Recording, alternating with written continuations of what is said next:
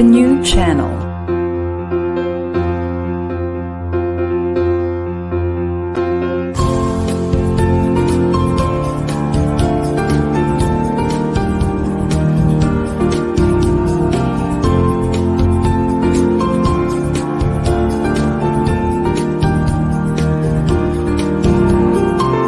The new channel. Hashtag TNCNow.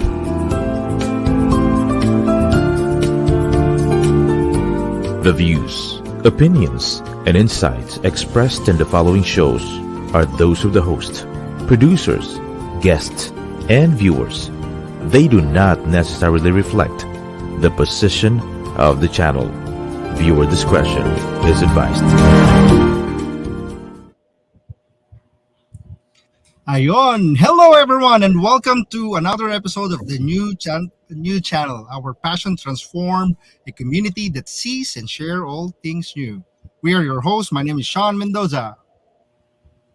Carlo Valencia. And Eros Cabrera. You're watching another episode of Founder Failures here on TNC, where we bring entrepreneurs together. Inspire individuals into startups. And remove the stigma of failure. Correct.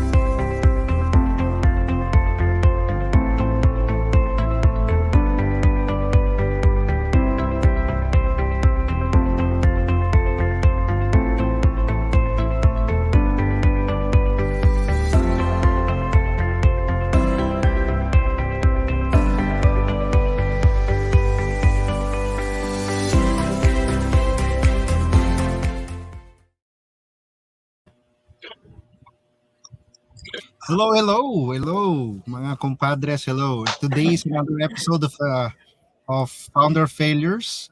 Actually, ngayon medyo exciting kasi our guest for tonight would be students who are actually aspiring entrepreneurs and startuppreneurs.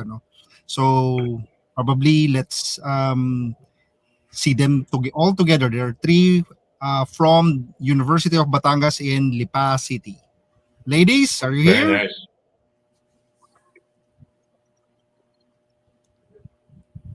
Before pala, while we're waiting for the our guest to be on screen tonight, ang story nila is actually one of they joined the DICT Startup Philippine Challenge. Ang story nila, they were able to they created the idea out of their own personal experience. One of them is actually yung parents niya ay farmers. So doon nila nakita yung sabi nga, ito lagi sinasabi to ni Chief Carlo pain point and empathy walk. So doon nila nakita yung yung pain point wherein they want to address this problem. That's why they created the startup. Ayan, nandiyan na pala sila. Cool. Hello ladies. Kamusta kayo? Good evening. Good evening. Maybe you Good can unmute your microphones. Ayan. So kamusta naman ang Good evening po. Startup Philippine Challenge? Kamusta ang experience? Rose. Ayos naman, sir. Since this is my first F2F pitching competition, sir. Okay naman. Hindi naman kayo First time kinabahan. panalo agad. They actually they were actually qualified and advanced sa regional competition. Nice. So, I saw them during the competition. Miss Marian, kamusta ang experience during in front of the judges? Si Sir Carlo, one of the judges yan ng Philippine Startup Challenge. Ayan. Ibang region naman. Ba natin sa mga to? Ilan kayo magkakalaban doon? Miss Maris? 37 po kami nagkakalan. 37. Tapos ilan ang napili to move forward? 37 po. 37 Kalayo and ng then mic mo three of yata. them. Miss Maurice, maybe you can adjust your microphone. Medyo mahina. Medyo yung mahina microphone. lang yung audio ni Miss Maris. Ni Miss Maurice. Si Miss Marian siguro tanungin muna natin. Miss Marian, ikaw, ilan nga kayo magkakalaban doon sa regionals? 37, tama ba? 37 schools po. 37 schools. And then three, actually three were picked, ano, top one, top two, and top three. Ano, the Yes first, po. ano, second and third. Opo.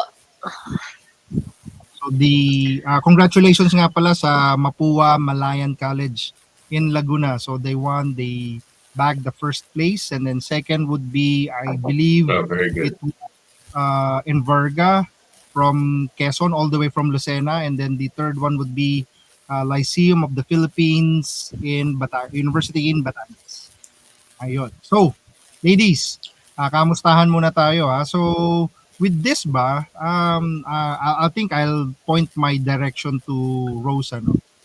Kamusta naman yung ano? Kamusta naman how did your journey sa school? Ano, how did your journey went to this? I believe you were a transferee, you are a transferee rather from PUP to University of Batangas, ano? Tama ba, Miss For Rose? Yes po, sir. I'm graduated DICT po in PUP and currently pursuing BSIT to pursue po yung ladderized program po namin. At first po, it's really hard for us to come up with ano po, with the new environment since ayun po, from public to private university, and it's really hard for us then na mag-take po ng mga minor subjects since nasanay po kami for almost 3 years na nag-take po sa PUPI major subjects and OJT po. Kaya po yun, medyo okay na po ngayon sa University of Batangas dahil sobrang supportive po yung mga naging kaklase namin and mga professor po namin, especially po yung SciTech department po. Nice. Okay. So, Maris, tanong ko lang, no.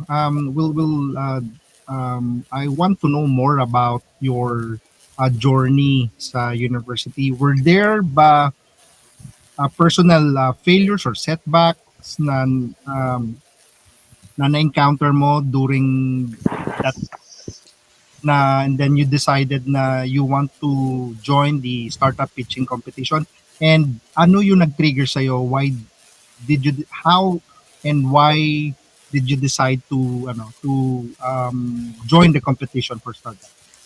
First po kasi, dahil po siguro sa pagiging student leader na din po. Naging student leader po kasi ako sa GDSC, event lead po. So, parang ngayon po yung trigger sa, parang yung competitive side ko po. Lumabas po yung pagiging competitive side ko na sumali po sa mga pitching, tapos isali po yung, sumama po din sa startup po ni Series, which is yung naging CEO nga po. And then, doon naman po sa 2 years, siguro sa mga subjects po na marino, mga minor subjects po. Ayun.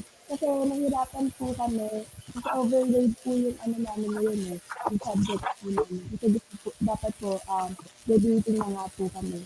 So, in-overload po namin siya. Sobrang dami po, ang dami na pong nakalagay sa plate po namin. Hindi na po namin sila maayos sa organize po. Yun lang po naging failure namin. Yun na po. Okay. I see. Mahirap talaga yun, ano, especially pagsabayin yung school, ano, and then pursuing a startup. How about you, Miss Rose? How did you come up with the idea? Ano ba yung failure na na-experience mo, and then how did you come up with the idea of with your startup with farms? Ako, sir, I think hindi siya failure. Siguro constraint lang po, sir. Na-test po talaga yung time management namin as a student. And yun nga po, kagaya ng nabanggit ni Maris na we have 9 subjects po. And kasabay nga yung thesis development namin, which is yun, connected siya sa farms, which is, yun nga po yung FIMS, insurance po siya for farmers. And naging challenge yes siya sa amin since nagbago po kami ng programming language na ginagamit. Time management po yung naging constraint. Pero yun, naging okay naman po siya throughout the process naman po since na overcome naman po namin yung mga differences po namin sa time since hindi po kami tatlong magkakaklase sa iba po naming subjects. Kaya po yun sir, mas organized po dapat yung calendar namin. I see. Um, if I may ask, Rose, I believe you nakwento mo sa amin kanina that your story, one of your pain points coming up with this, with your startup would be your parents, dun nyo nakita yung opportunity from that experience. Can you share us a little bit about the background uh, nung nakamap nyo tong idea na to? Nag-start po siya sir since yung pinaka first choice ko po talaga is agriculture. Hindi ko siya nakuha since ICT po yung tech book na strand na kinuha ko nung senior high school. And because of GDSE po, mas napunta po ako sa mas maraming opportunity na mas nakilala ko po yung 17 SDG. And nakita ko po dito na meron talagang problem sa side ng farmers since manual po yung process ng insurance. May mga cases po na nagkakaroon ng natural disaster dito sa area namin, especially po nung nagtaal erupt nung 2020 and lahat po ng crops namin naging ashes po and wala po kaming nakuhang financial support sa mga Bigla kami pasok LGUs po natin. Kaya yun po, nag-come up ako na kami po, yung team namin na i-propose po namin 'to sa thesis project namin. Why not na gumawa kami ng mobile applications na makatulong sa farmers since sobrang haba nung process ng insurance and madaming cases na nagpasa si farmers pero hindi siya qualified kasi hindi siya eligible farmers or hindi siya register sa RSBSA ng DA o di kaya po hindi po nagtama yung data na in-input ni farmers nung una, tas magke-claim na sila ng indemnity. Ayun po yung naging problem kaya na-propose namin siya sa thesis project po namin. 'Di ba medyo siguro I'll throw this question naman kay Miss Marian. Miss Marian, hindi ba kayo nahirapan initially? And then with this challenges when you were creating the startup, especially kasabay yung sa academe your studies, um naisip niyo rin ba when you pursue if you will be pursuing this, you need tons of skill sets. Not really tons, but key skill sets para ma-pursue nyo tong entrepreneurial journey nyo. Yes po, very challenging po yung pagsabay ng academics and at the same time pag-start ng pag-build ng startup. Especially since first time po namin sumabak dun sa competition. But at the same time, um, natututo rin po kasi kami dun sa process. So I believe na magandang step po yun para sa amin na nagsisimula pa lang po. I see, Ayun I po. see. Ayun. Actually, Chief Eros and Chief Carlo, no? So, I think especially for students, I believe that is the most difficult part. Yung pagsabayin yung studies and starting their startups. Maybe yung pressure nandun. Rose, um, last question from me, how do you guys handle pressure and then yung expectations lalo na sa academic, then kasabay pa rin tong tinatayo yung startups? How do you guys handle the pressure? For me sir, nagbalik lang ako sa goals kung bakit ako nag-start. Ayun lang po yung motivation ko. Saka yung experience namin nga na as a farmers, kaya dapat gawin namin 'to kasi, I also advocate po kasi yung bridging technology in agriculture. Kaya kung magkakaroon po kami ng mga situations na mape-pressure, hihinto lang po kami, then evaluate namin kung nasang part na kami. Kung malayo na, then ano yung mga susunod na step. Hindi dapat namin hayaan na matalo kami ng what ifs namin kasi yun, isa din siyang constraint para sa amin na mag-push through and balik lang kami lagi sa goals namin which is to deploy farms and to make a greater impact through technology in our community, sir. Right, Really nice. nice, really nice. Oo. Ang maganda dun sa nasabi ni Miss Rose kasi nangyari talaga yun sa kanila. ilang buwan nilang pinagdaanan yon and sobrang hirap nun. And kaya niya nabuo to. And lagi niya binabalikan yung why niya. Although times are really hard talaga. Bakit ko ba sinimulan to? And yun yung greatest motivator mo. Kasi ayaw mo ng pagdaanan and ayaw mo na itong pagdaanan ng iba. Tama ba?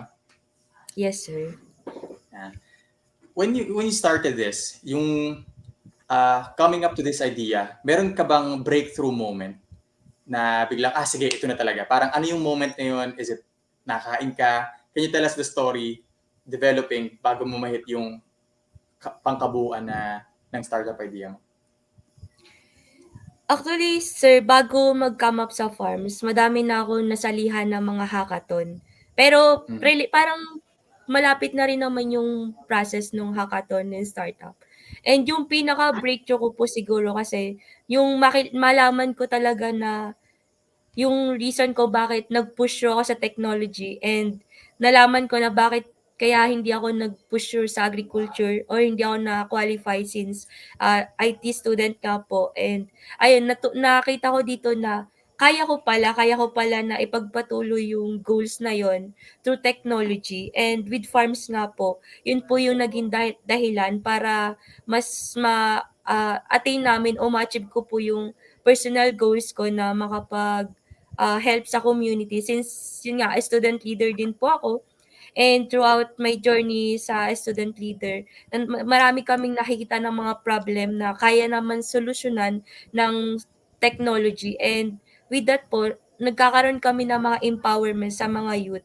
And dahil din sa farms, yun, mas magiging solid na po yung aming foundation na i-push through yung startup namin at makita talaga na magkakaroon ng impacto sa community po namin.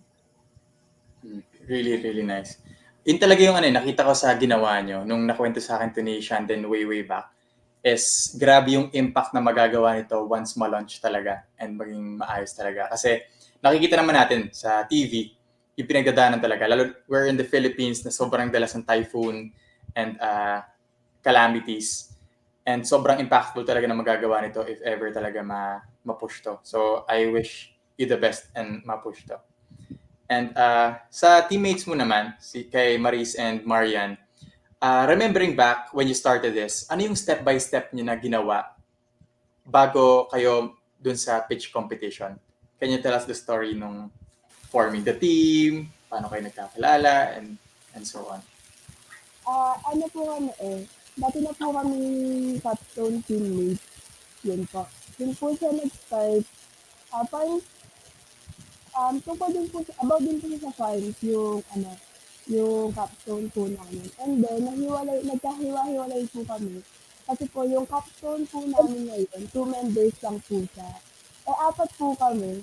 So, naghiwa-hiwalay po. And ang magka-partner po talaga dapat ay kami po ni Yen at ni President.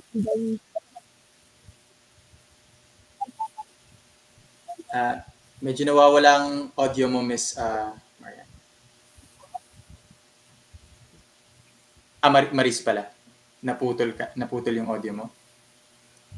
And wala. Ay, wala na po. Nawala. Oh, yeah.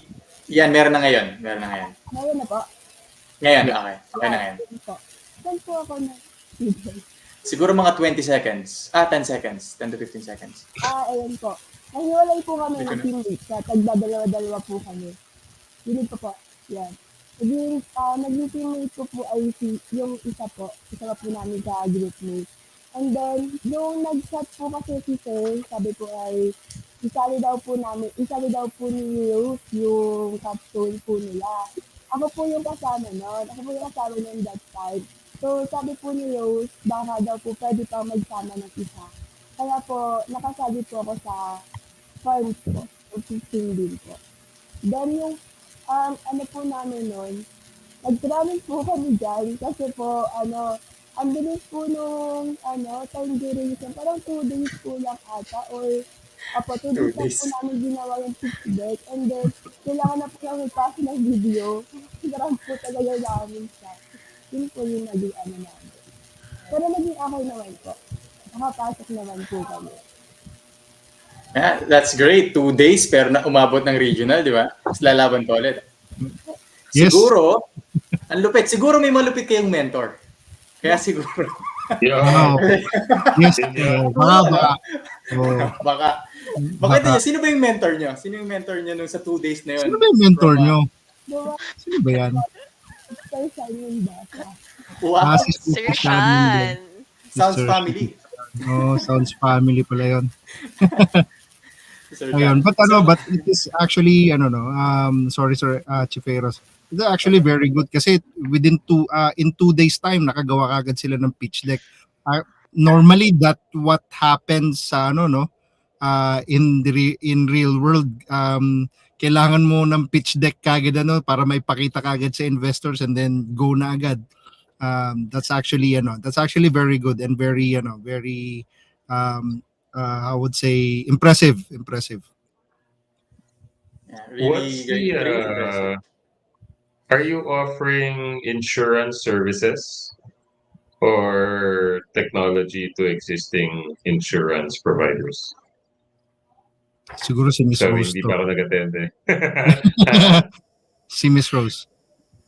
Sir, yung service po ng farms is to make digitalize Mhm. po yung process nung insurance process ng mga farmers, which is partnership with local government unit, which is Tanawan City Agriculture, then PCIC. They are the one who finance the farmers po for their indemnity po. And Sila yung throughout nag our insure researching right? po, throughout Na kumaga our ikaw research, hindi ka magpo-provide ng insurance. yes po. Sila po You're the yung magpo-provide, technology. PCIC po. Hmm. Yeah. So, at the risk of sounding old, but I will, um, ikukwento ko na rin. Back in the day, back Boy. in the early days, one of the startups na basta this founder that I met, essentially ang nagawa niya is he was a website that essentially ano siya, anong tawag doon? On the table. He essentially makes recommendations kung anong insurance ang dapat mong kunin. Or I think Hmm. loan, I'm not sure. But anyway, and then he has a lot of, take this quiz, take this survey type of thing. And then based on that, ito yung recommended namin. And then may forms na rin, di ba? And then meron kang parang mini account manager thing that you can consult with that helps you with the guidance. So I would imagine something like that. Pero that person or that startup niya, hindi siya nag-i-insure mismo. Taga ano lang, kumaga intermediary, so to speak. Hmm. Yeah, they're Yeah, like that's the idea. Uber and Airbnb. They don't provide the Hmm. houses and the taxis. Sila Oo. yung platform lang to make Platform. it easier. Similar to that. Right. Okay. Si I Cool, think man. si Miss Marian what would be your advantage sorry to cut in. What would be the advantage of farms dun sa ibang let's say farmer applications or technology we have right now? Sorry parang judge na rin sa Philippine Startup Challenge. What's your advantage? Ano ang sa tingin Bumabalik mo? po yung memories eh. Romantic ba? Ano po? Opo, nostalgic. Ano po, actually yung application po kasi namin, meron po siyang advantage since yung farmers din po kasi is magkakaroon po sila ng um, mapapayagan po silang mag-sell ng crops nila. So, hindi lang po sila basta-basta na makakapag-file ng insurance since as Rules mentioned earlier na digitize digitize na po siya. So, less paperwork and no hassle na po since ang tagal po kasi nung process sa insurance eh. Nung napag-aralan po namin and napag-research po namin kung gaano katagal yung process. Sobrang dami pong need How i-file. long? So, kaya Hmm. naintindihan po namin na, kaya pala maraming farmers yung tinatamad mag-file ng insurance para sa pananim nila. Kasi hindi lang po siya isang papers, tatlo po eh. So tas ang haba pa po. So parang with farms po, sobrang dali na po gawin lahat. Basta may internet lang po and gagamitin lang po yung application. Yun lang po. Nice. Nice. Chief Eros. Yan. For my last question lang, ito yung circling back sa mentor. Kasi when we started or when you started, you have this crazy ideas. What if, what if, what if? Anong na-realize nyo nung nagkameron kayo ng mentor and anong naparealize nyo ni Sean? And gano'n siya naka-help in forming and solidifying these ideas? Ano po, nung una po kasi na sumali po kami or nung sinabi po sa akin nung CEO namin, si Rose, nasasabak nga po kami sa competition. Nagkagulatan po kami kasi, paano yun? Ganun. Parang wala po kaming idea kung paano po yung gagawin. Tapos nag-overthink na nga po kami kasi wala talaga po kaming idea. Tapos nung nakausap na po namin si Sir Sean, tas yung iba po naming mga prof, ano po, very willing silang magbigay ng advices and learnings. Tas dun po namin na-realize na may guidance po. And very, very magaling po mag-motivate si Sir Sean. Kaya po parang Yun. mapagkakatiwalaan niyo po yung process ng startup. Ayun po. How about your other team members? Ano yung experience nyo dun sa process na yun with Sean? Ayusin mo yung sagot nyo, ha? Siguro sir, yung sa amin, ano po, yung naggagawa pa lang kami ng pitch deck. Kasi yung ginawa po namin kasing pitch deck, nung una, yung pinakita namin na sir, yun yung piniresent po namin nung title defense po namin ni Miss Marian. And sobrang daming kulang. And dun po, nakita namin na dapat pala kasama yung mga proposed budget, yung mga business model, and madami pa pong information na need pala naming ilagay sa pitch deck para makita po namin na may potential yung startup po namin. And throughout those process po, nakita namin na ganito pala yung process ng startup. Hindi lang basta-basta, dapat gamayin natin yung bawat side, business side, technology side, and kung paano natin i-market yung startup natin. Doon po, nakita namin na madami pa kaming dapat matutunan at malaman kay Sir Sean. Ayan, kaya grateful po kami na siya yung naging isa sa mentor po namin. Sa national scale naman. Actually, mga bro, and then ito, no, ladies, nakuha ko din naman yung idea coming from other startup. Like for example, kay Chief Eros, especially kay Chief Carlo, sa kanila ko din natutunan yung ibang processes, especially yung kagaya ng sinabi ko nga, I think we all agree that sabi nga ni Chief Carlo doon sa isang post niya sa Startup PH na yung customer, yung pain point, actually that is something that we need to first identify yung pain point nila, and then you did naman, you did identify the main pain point of why are you doing this. Sabi nga ni Simon Sinek, don't tagi tayo sa why are you doing this, ayun. But nevertheless, they're very good.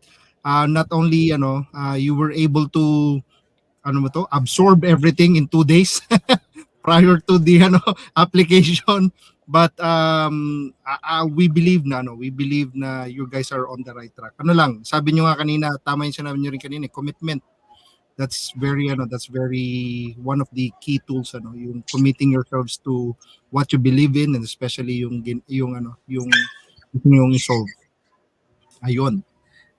Yeah. From going to our university's mentor, and ngayon, isa sa pinakamalupit na mentor sa Pilipinas. Yes. Yes. Let's hear out. Let's move to Sir Carlo. Maybe you have questions, Sir Carlo. What do you think, ladies? What do you think made you win? What do you think? What made your entry and your pitch better than the others? Sa akin, sir, siguro yung story talaga namin. Kasi dun pa lang kita na agad kung bakit dapat na i-push tong farms and ano yung magiging impact talaga nito sa community. Saka yung passion po namin, sir, na ayun nga, i-bridge yung gap between technology and agriculture, since alam naman po natin na yung agriculture yung pinaka-least digitized dito sa industry sa Pilipinas. Kaya kung ipupush talaga po to, malaking tulong to, hindi lang po sa Calabarzon, kundi po sa buong agriculture sector po. Nice. Very nice. So magsa-start na kayo ng startup? I'm curious, do Yes. you know what that means? That means hindi na kayo maghahanap ng trabaho. Sir, siguro need pa rin namin yung skills na makukuha namin sa corporate since I am CTO din po and I really need Mhm. to develop pa po yung skills ko in terms of development po since mga basic project pa lang naman po yung nagagawa namin dito sa university. And What by the year are way, you in? bro, by the way, Hmm. also these ladies are part of the Google Developers Academy. Oh, very nice. May skills na. Oo. People don't win competitions by luck, right? Tama. Or just Tama. because guwapo yung mentor mo. Na. Magaling yung So I have no doubt you guys have the skills. So, and one of the reasons why the ICT has this competition is because it wants to expose students like yourself to entrepreneurship as a career path. You don't need to get into that, but it's something that you should consider, especially since maganda nga yung idea. Entrepreneurship, meaning not looking for a job, but doing this as a business, means you can change lives and your life will change. Do you see that now? Do you see thousands of people benefiting from the work that you do versus mag-a-apply ka as a developer in a big company and you're just better in small company, right? But you will be a soldier if you look for a job. If you start your own business, you will be the general. Neither is wrong or right. May mga taong pang sundalo, may mga taong pang general. Di ba? Ano yun? Bawat trabaho ay, ano yan? May dangal, kumbaga. But the question is like, what are your strengths matched for? You look like somebody that can lead a team and are an organization and build great products. But I might be wrong. So if you haven't thought about entrepreneurship that way, then I'm glad to have spoken to you about it that way. Kasi yun nga hindi na to yung maghahanap ako ng trabaho, tapos eventually mapopromote ako, tapos eventually maganda na yung sweldo, and then magre-retiro na ako. Cool. Have you guys thought about it that way? Rose, Maris, and Marian? Sa akin naman, sir, after siguro makakuha ng ayos na experience sa corporate, gusto ko po magtayo din ng organic farming kasi currently po wala kaming sariling lupa na kino-cultivate and for Mhm. leasing lang po. Kaya gusto ko po talaga na makapag-ipon and makapagpundar din Yeah, ng sariling farm. that's absolutely fine as well. You can definitely do that, Yeah, right? especially Chief Carlo, no, especially tama yung sinabi mo kanina. Especially if this startup of yours will be able to help a lot of farmers, I think this is something that you guys really need to pursue kasi mas marami talaga kayong matutulungan. Especially sabi nyo nga kanina, wala masyadong startups or any corporations that dealing with agriculture, especially tech in agriculture. So I think this is something na very novel and then very, I would say, highly scalable kasi sabi nga, apart from do sa sinabi ni Sir Carlo kanina na isang I think you are one of those people na you would be able to change minds of the farmers. Yeah, there's a couple. Actually, I have a prospect na binigyan ko ng proposal about training their micro insurance association of the Philippines or something like that. I'm murdering their name. I apologize kung nanonood po kayo. Pero hindi pa ako sinasagot sa proposal But the proposal was to train their members on how to use the app. And my response was, dapat po yung app, ang goal nyo is hindi kailangan ng training para gamitin yung app. Pero okay lang. Yun doon talaga tayo magsisimula. Yeah. Right? So there. What do you think? So, nawala na tuloy ako. Do you consider yourself, kay Marian naman, tatanungin ko, kasi Miss Marisa, I apologize, hindi talaga kita marinig. Miss Marian, do you consider yourself resilient?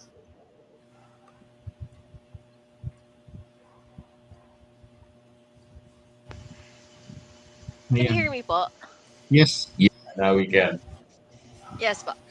Yes, I consider myself resilient po, especially ang dami pong naging challenges this past few days, especially nung nung nagpa-plan pa lang po kami ng pitch deck until nung Uh-huh. nag-competition. And I think resilience is very important po since, not every step of the way is gonna be a guaranteed success. So you have to think na every time na maka-experience ka ng failure na dapat hindi ka basta mag-give up. Ayun po, wag True papatalo that. sa failures. Ayun po. Yeah, because I was gonna say, actually, I was gonna try to convince you na mag-entrepreneurship ka na. But instead, I'm gonna say, because I love what you said about failures and you make mistakes and that hurts. And in entrepreneurship, that's practically an ongoing thing. Tanungin niyo si Shan at saka si Eros yung mga problema nila sa sarili nilang negosyo. Right? Grabe. Myself included. Intense. So if employment is the path first before entrepreneurship, by all means. But still, very much congratulations. Very happy, very proud that this idea came to fruition. Diba? But I actually, as an advocate for startups, I hope you change your mind. I hope next year or 2 years from now, Sir Carlo, remember us? O, tinayo na namin to. Nag-all-in na po kami, all-in. We're unicorns now. Especially we want also to see another unicorn coming from the Philippines apart from Canva. Sure. Baka mag-opisina na yan sa may isang building na kayo sa Batangas. Ano yan? Sa outlets, sa Peza Zone. So, nakapesa na kayo. Yan.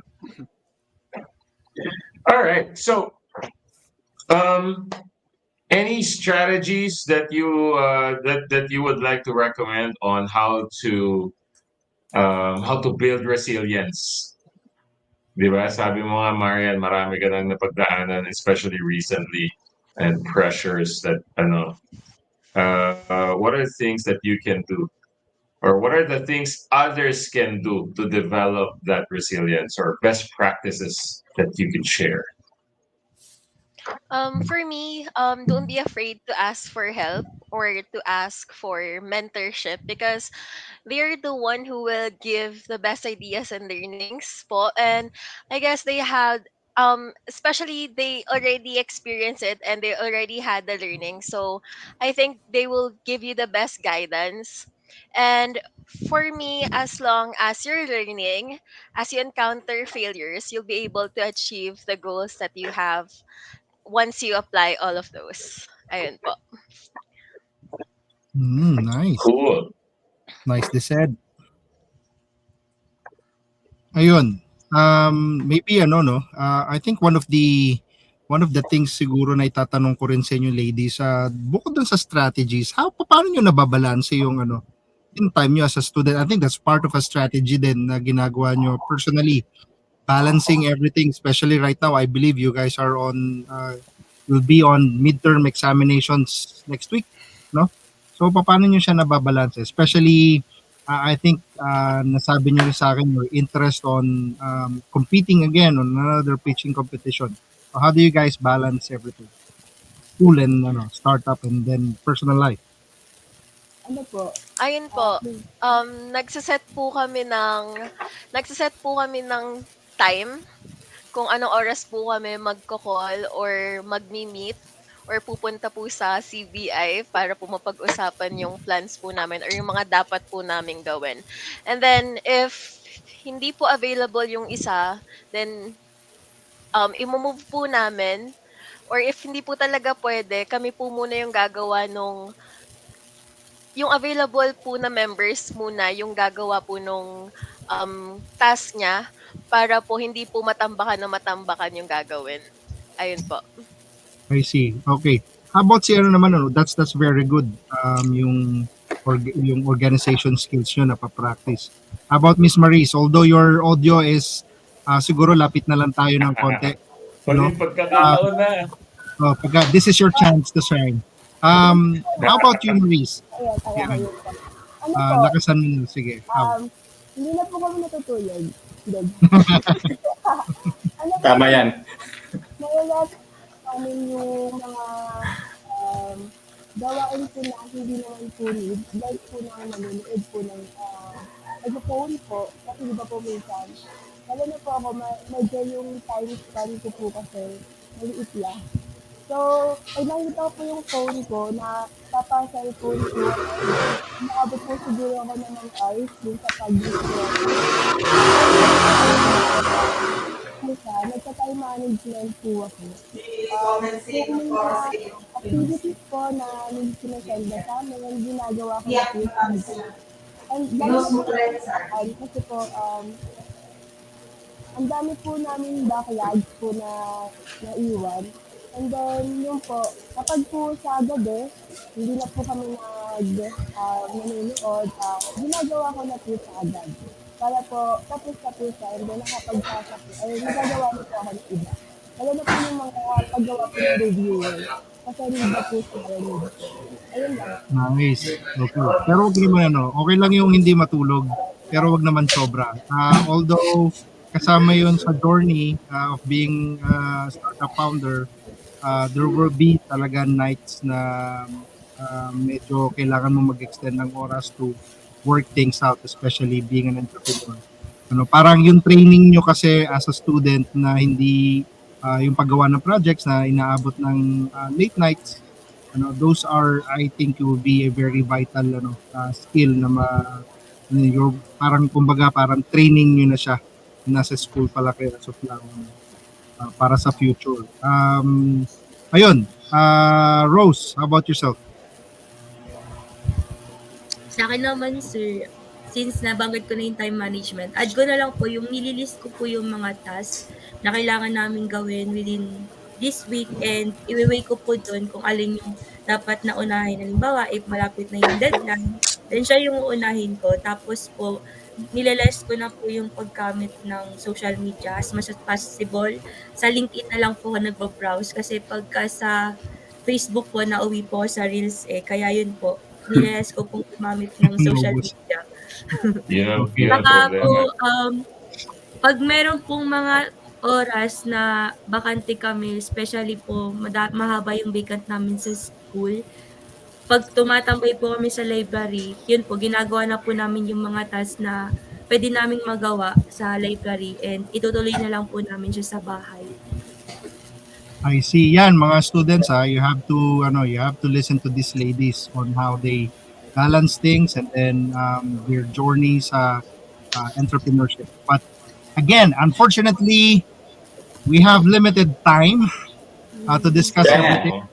One thing, okay lang mag-add ako ng isa lang? Oh, yes, please, go Para ahead. maano ko lang sila. Pero tunay yung ladies, in your journey dito, discipline will be a huge part of this process. And yun talaga yung makapag-differentiate sa inyo and other founders and other startups na kasi yung discipline nyo talaga and yung habits nyo on day-to-day and yung getting the job done on a daily basis, keep moving forward kahit sobrang dami nangyayari and everything's crumbling.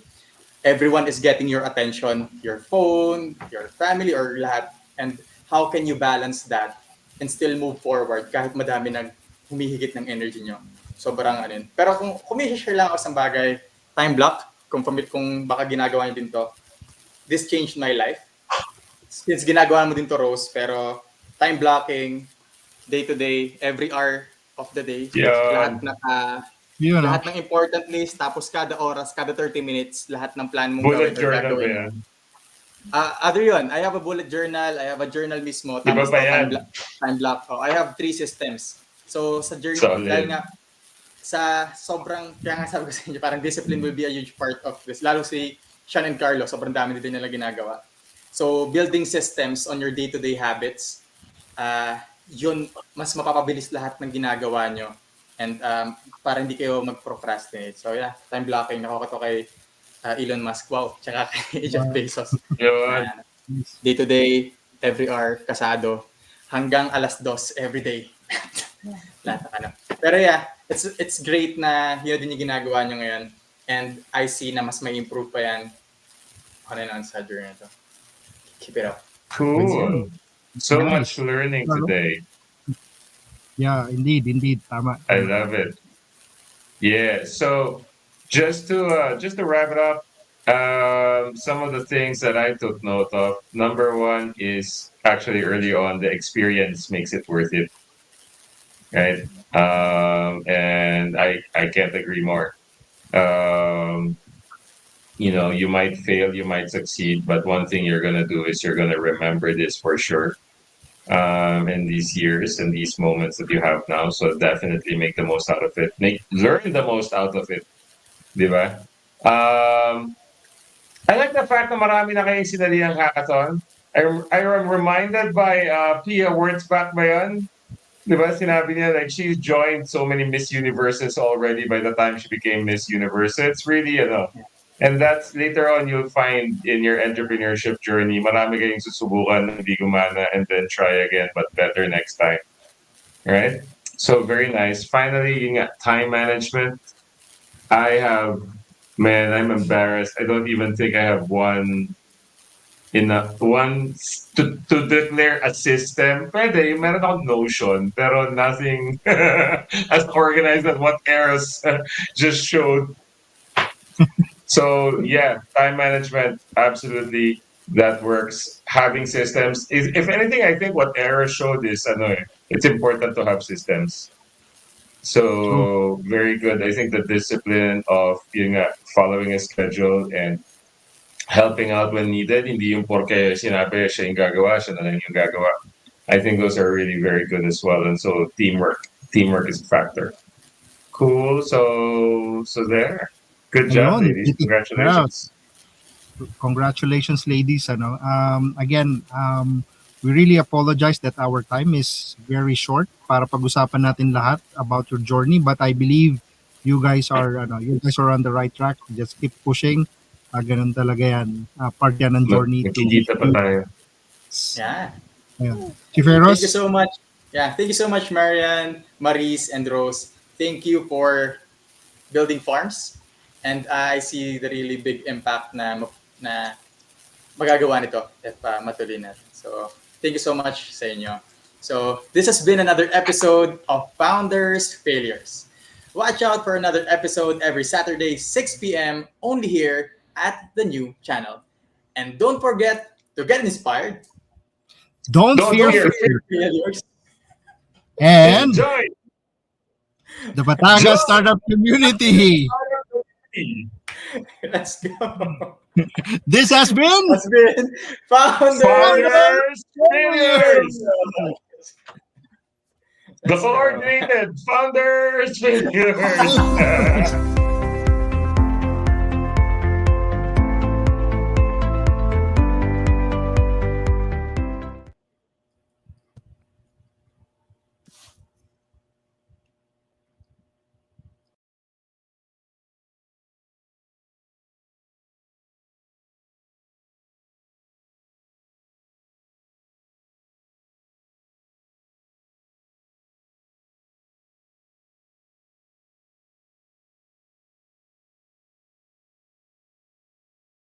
Ang ubo, mabilis lumala, kaya dapat agapan. Dapat New Solmux Advanced Syrup.